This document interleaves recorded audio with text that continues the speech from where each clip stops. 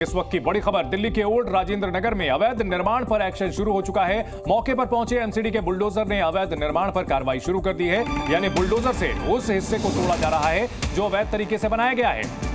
Old Rajendra Nagar में एक coaching centre के बेसमेंट में पानी भरने से 3 छात्रों की मौत हुई और इसके बाद एमसीडी से लेकर तमाम एजेंसियों पर सवाल खड़े हुए।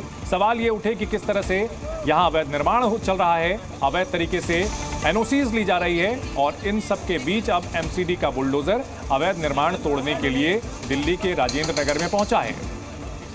ये कार्रवाई जरूर की जा रही है, लेकिन ये कार्रवाइयां पहले क्यों नहीं की गई? अगर ऐसा किया गया होता तो 3 लोगों की जान बच सकती थी। वो आईएएस एस्पिरेंट्स जो अपना भविष्य संवारने के लिए आए थे, मौत के मुंह में समा गए और इसके पीछे वजह है कहीं ना कहीं अवैध तरीके से चलाए जा रहे ये सेंटर्स।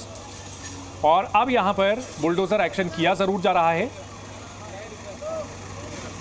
ओल्ड राजेंद्र नगर का इलाका और आसपास के जो इलाके हैं वहां पर बड़े पैमाने पर प्रतिष्ठित कोचिंग सेंटर्स चलते हैं जहां हजारों की संख्या में छात्र पढ़ने के लिए आते हैं।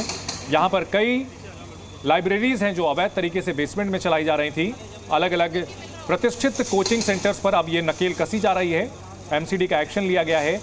13 कोचिंग सेंटर के बेसमेंट को सील किया गया है। बड़ा सवाल ये उठता है कि आखिर इतने सालों से बेधड़क ये चलाए जा रहे थे। और जी मीडिया संवाददाता अंजलि सिंह इस बड़े खबर पर हमारे साथ जुड़ गए हैं। अंजलि, बुलडोजर एक्शन लिया जा रहा है, क्या है तस्वीरें वहां पर ये दिखाएं और बताएं क्या कुछ चल रहा है।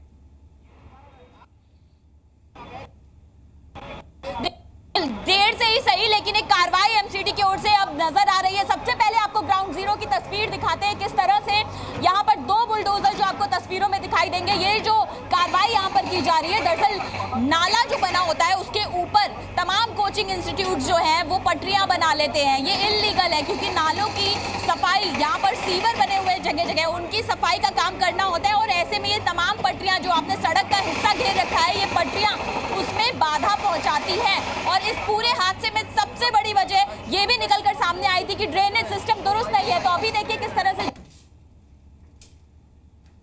जी बिल्कुल अंजलि, हम तस्वीरों में देख पा रहे हैं, आप जारी रखें और बताएं। ये चहल एकेडमी,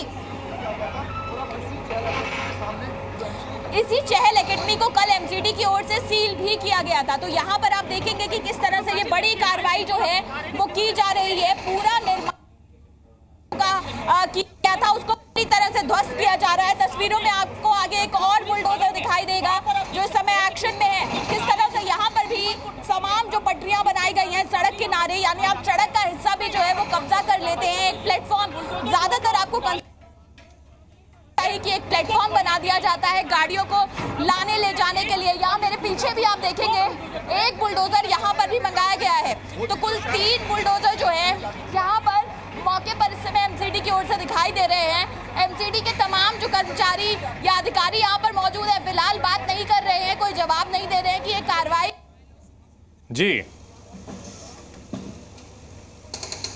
ठीक है में रहते ये कार्रवाई की गई होती है। तोड़फोड़ जो बुलडोजर एक्शन आपको दिखाई दे रहा है, ये एक्शन पहले किया गया होता तो शायद वो हादसा बच जाता। जी बिल्कुल, यही बड़ा सवाल है कि क्या ये एक्शन लिया जा रहा है या फिर उस घटना पर रिएक्शन है। हमारे सहयोगी देवेश भी हमारे साथ जुड़ चुके हैं। देवेश, अब कार्रवाई की जरूर जा रही है, निश्चित तौर पर यह बहुत देर से लिया गया कदम है, उठाया गया कदम है, लेकिन सवाल है कि क्या असल में जो ये अवैध निर्माण है, जो पूरा का पूरा ये इलाका है मकड़जाल की तरह, यहां पर जो अवैध निर्माण फैला हुआ है, सब पर एक्शन हो पाएगा या सिर्फ आई वॉश है, दिखावे की कार्रवाई है? देखिए, दावा बिल्कुल एमसीडी की तरफ से किया जा रहा है लगातार कि एक हाई लेवल कमेटी गठित कर दी गई है, जांच के आदेश दे दिए गए।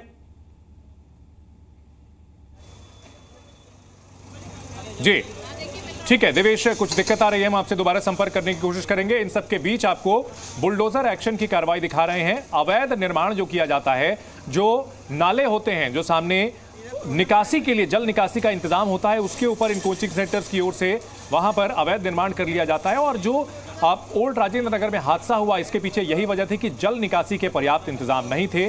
जल जमाव भयानक तरीके से हो गया था और वही पानी अंदर घुस गया था राउज एकेडमी के अंदर और वहां बेसमेंट में 3 छात्र उसकी चपेट में आकर के मौत के मुंह में समा गए। लेकिन ये जो पूरा अवैध निर्माण का खेल है, क्या उसे जड़ से खत्म किया जा सकेगा या फिर समय गुजरते ही इस तरह की जो कार्रवाइयां हैं, ये दिखावे की कार्रवाइयां दिखा करके इसके बाद फिर से पुराने ढर्रे पर चीजें चलेंगी? ये बड़ा सवाल है। इन सब के बीच जो आईएएस एस्पिरेंट्स हैं वो अभी भी सड़कों पर बैठे हुए हैं, प्रदर्शन कर रहे हैं, नाराजगी जता रहे हैं और जिन बच्चों की मौत हुई है उनके पेरेंट्स के लिए मुआवजे की मांग कर रहे हैं उस एकेडमी की ओर से, उस कोचिंग इंस्टीट्यूट की ओर से जहां 3 छात्रों की मौत हुई है।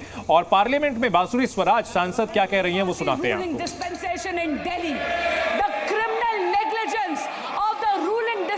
Of the Aam Aadmi Party in Delhi has caused the death of these 3 students. एक दशक से आम आदमी पार्टी दिल्ली में सत्ता भोग रही है, लेकिन दिल्ली वासियों के लिए कोई काम नहीं कर रही। अध्यक्ष जी, पिछले 2 सालों से नगर निगम यानी एमसीडी भी दिल्ली सरकार के नियंत्रण में है, दिल्ली जल बोर्ड दिल्ली सरकार के नियंत्रण में है, ड्रेनेज की सफाई दिल्ली जल बोर्ड के दिल्ली सरकार के नियंत्रण में है, लेकिन इन्होंने ना अपग्रेडेशन करी है ना डिसिल्टिंग करी है नालों की।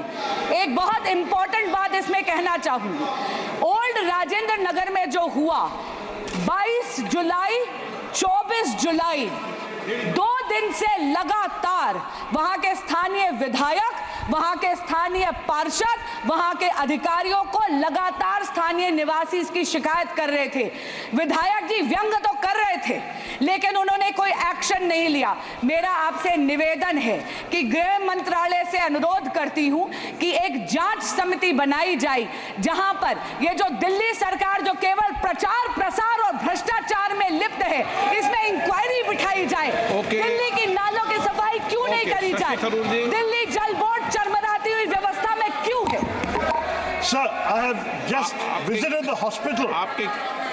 I've just visited the hospital and met with the uncle of the boy from Kerala who unfortunately lost his life on the weekend, sir. It's a shocking situation, and I have to say that when you have a brilliant student, all the dreams of serving the nation through taking the UPSC exam have been shattered and the hopes of the family have been shattered, sir. This is a matter which obviously calls for compensation, but no compensation can be enough for the tragic loss of life of a young man cut short in his prime, sir. Now, there are a number of serious issues that need to be addressed, as the previous speaker has pointed out. There is, sadly, a level of violations of basic norms when it comes to building codes, fire safety, flood safety, and so on. That is rampant in the city. The corporation also has responsibility on this.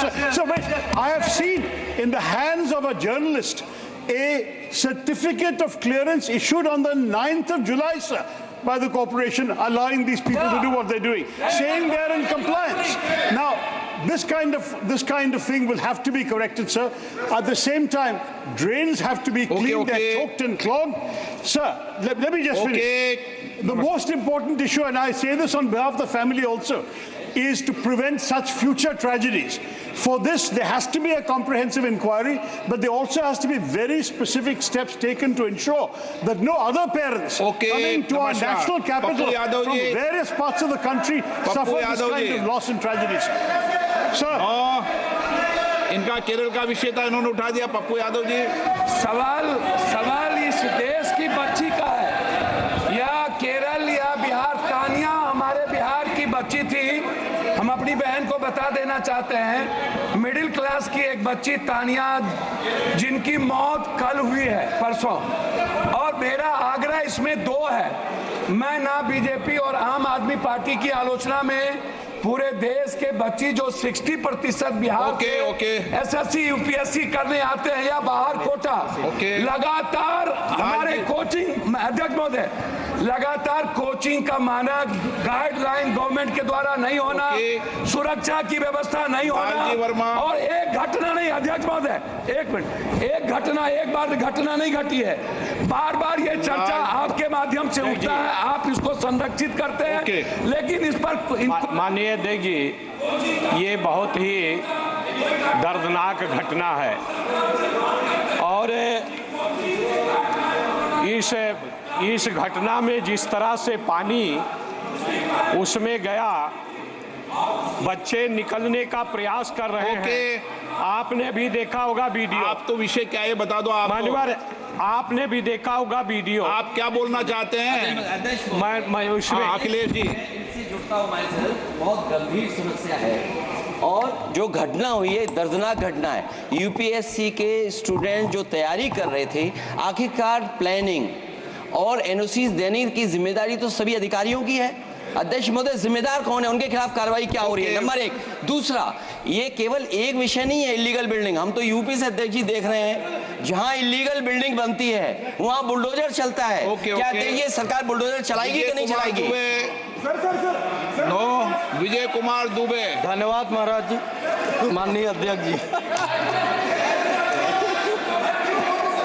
माननीय अध्यक्ष जी, आपके माध्यम से विजय कुमार दुबे जी। धन्यवाद माननीय अध्यक्ष जी, आपके माध्यम से मैं खेल कूद मंत्रालय का ध्यान आकृष्ट कराना चाहता हूं कि जिस तरह से हमारे यशस्वी प्रधानमंत्री माननीय नरेंद्र मोदी जी ने इस देश में खेल और खिलाड़ियों को लगातार प्रोत्साहन देने का कार्य किए हैं, जिस तरह से तो संसद के अंदर भी इस मुद्दे को उठाया गया है। जिस तरह से कोचिंग के बेसमेंट में डूब करके 3 छात्रों की मौत हुई है, इस मुद्दे को सांसद सुषमा बांसुरी स्वराज ने उठाया है। इसके अलावा कई सवाल जी न्यूज उठा रहा है। कार्रवाई के नाम पर क्या सिर्फ खाना पूर्ति हो रही है? यह बड़ा सवाल है। सिर्फ फुटपाथ तोड़ने से क्या होगा? बड़ा सवाल यह है कि सिर्फ फुटपाथ तोड़ने से क्या होगा? बुलडोजर एक्शन के नाम पर क्या सिर्फ लीपापोती की जा रही है? यह बड़ा सवाल है। जिम्मेदार अधिकारियों की गिरफ्तारी कब होगी? वो अधिकारी जिन्होंने साल दर साल एनओसी दी और आंखें मूंदे रहे अवैध निर्माण पर। क्या एमसीडी का बुलडोजर सिर्फ जो अभी चल रहा है यह दिखावा है? चूंकि अभी लोगों में काफी नाराजगी है, कुछ करते हुए दिखना है, इस वजह से बुलडोजर एक्शन लिया जा रहा है। लेकिन बड़ा सवाल कि जो सड़ांध ये अवैध निर्माण की फैली हुई है, इसको क्या पूरी तरह से हटाया जा सकेगा? बड़ा सवाल यही है। देवेश हमारे साथ जुड़ चुके हैं। देवेश, इस बुलडोजर एक्शन को लेकर के वहां जो छात्र हैं, जो विरोध प्रदर्शन कर रहे हैं, वो क्या सोचते हैं? लड़ने का मन है?